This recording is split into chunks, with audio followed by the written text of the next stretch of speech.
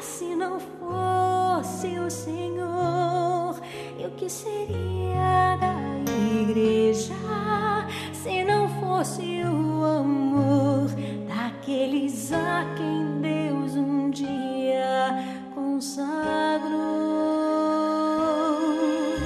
Pastor que também é ovelha e é por Deus apacentado, vem hoje aos braços do amado e lança todos os teus fardos. Se às vezes sobrecarregado te sentes desorientado, o teu clamor é sempre ouvido, Jesus sempre estará contigo. Ser um pastor é bem assim, se sente só na multidão e às vezes pede o coração, um ombro amigo, um irmão, mas é nos braços do Senhor que tu encontras teu valor.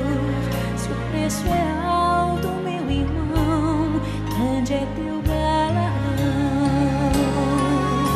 Pastor que também é ovelha e é por Deus apacentado, vem hoje aos braços do amado e lança todos os teus fardos.